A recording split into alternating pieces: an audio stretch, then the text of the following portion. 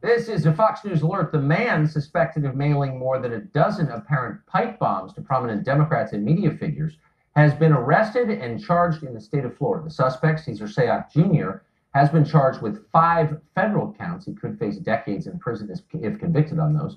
Fox News' Phil Keating is outside the FBI offices in Miramar, Florida for us tonight and has the very latest on this developing story. Phil? Tucker, the man accused of mailing political pipe bomb packages to 14 high-profile Democrats over the past 4 days. Well, he's behind bars tonight, including 2 presidents were receiving these packages, and this put the nation in a chaotic watch for the suspect for 3 days. 56-year-old Cesar Sayoc, described by those who knew him as a hateful, disturbed man with extreme political views, seen walking in custody this afternoon from the Miami FBI building to an SUV to be transported to downtown Miami's Federal Detention Center, where he is tonight. 56-year-old Sayoc now faces 5 federal counts, including illegal mailing of explosives and making threats against former presidents. If convicted on each, he faces 48 years in federal prison, basically the rest of his life. After a 4th morning of political pipe bombs being discovered, suddenly the FBI made the arrest at an AutoZone parking lot in Broward County. That revealed the man's very unique van, which he'd apparently been living in, placarded with dozens upon dozens of ideological stickers and decals, including one of President Trump rising from the flames of a burning American flag and a Hillary Clinton face in the crosshairs. That van was then covered with a blue tarp and escorted under heavy guard to the FBI's Miami division, all broadcast live on national TV. This afternoon from Washington, the Attorney General said any political zealot who turns violent of any stripe will pay heavily. We will bring the full force of law against anyone who attempts to use threats, intimidation, and outright violence to further an agenda. We will find you, we will prosecute you to the fullest extent of the law. Federal investigators suspected that the package bombs may have come from the South Florida Postal Sorting Center, and overnight, sure enough, after evacuating the building, FBI and Miami-Dade police went in, searched, and found bomb number 11, that one addressed to Democratic Senator Cory Booker. It was there, but had not yet been sent off to his office. Now, Sayoc has a lengthy criminal history going back numerous years that includes a 2002 threat to use a bomb and a 2014 shoplifting case. Well, those put his fingerprints in the national database, and that helped FBI agents make a match to a fingerprint found on the package sent to California's Maxine Waters. Tucker. Phil Keating for us in Florida tonight. Thank you, Phil. Dan Bongino, former Secret Service agent, author of Spygate, joins us tonight. Dan, this, and I guess this is always true, is not exactly what we expected. When this man's apprehended, he turns out to be a middle-aged male stripper who identifies as an American Indian. These bombs may or may not have been operative. What do we know about this story that we didn't know yesterday? What conclusions can we draw from the facts we have right now?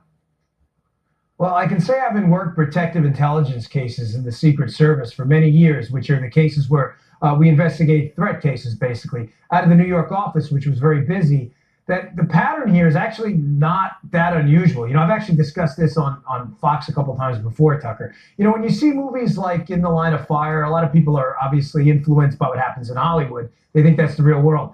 You see this target that's singularly focused on one subject. Taxi driver with, to use the De Niro movie, right?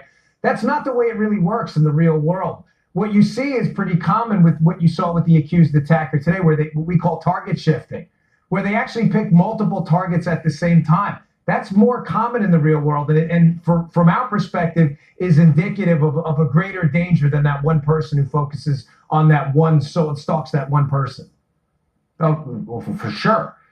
What do you make of the fact that none of these devices exploded? And I just want to be clear, that doesn't minimize the terror that they inspired. It's horrifying. But does it tell us something that they didn't go off? Were they intended to go off and he was an inept bomb maker? What can we conclude? Well, there's only 2 possible explanations for this. One is that he didn't intend them to go off and had done his homework on it and intended them, as you said, to inspire terror. Again, no less devious, as you said, but obviously less deadly if they don't go off than if they do. Right. The second explanation, which I believe is more plausible in this case, is that he just was completely inept. The word you used, I think, is accurate. I think he was just entirely, completely inept, Tucker. I mean, the mistakes in this case, thankfully, I mean, and I say that in a positive way, the mistakes in this case are just incredible. Simple misspellings of names, sending packages to CNN where John Brennan doesn't even work.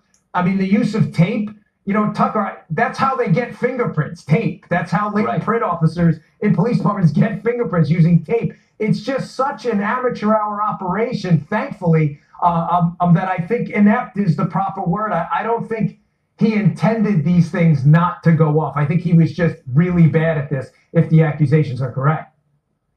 If this man did what he is accused of doing, the profile is, I don't think, what you would expect. Again, this is a man in his mid-50s who identifies anyway as a Seminole Indian and has worked apparently for decades as a male stripper. You typically think of crimes like this as being committed by young men. He's not. Neither was the shooter in Las Vegas. Are we wrong in thinking that mass killing is typically inspired or carried out by young people? Well, in this case, Tucker, I would attribute a lot of this, and I've seen this in some of the investigations I conducted into similar threat cases where the mail was used, whether the mail a threat or not. Narcissism may be at play here. And I mean extreme narcissism. I don't mean looking in the mirror and combing your hair. I mean, when you look at the background of this guy, apparently, again, these are allegations, of course, but a former coworker said he was a steroid user, was obsessed with working out. This extreme narcissism and thinking you're somehow going to change the political process and you're the guy to turn this around.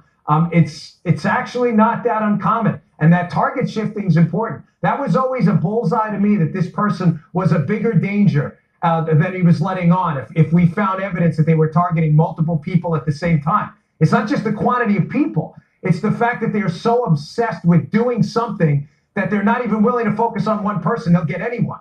So it's not. The profile's pretty serious on this. This is a very weird story, and so I look forward to finding out more. Yeah, I think we all do. Thanks, Dan, very much. Good to see you. Yes, sir.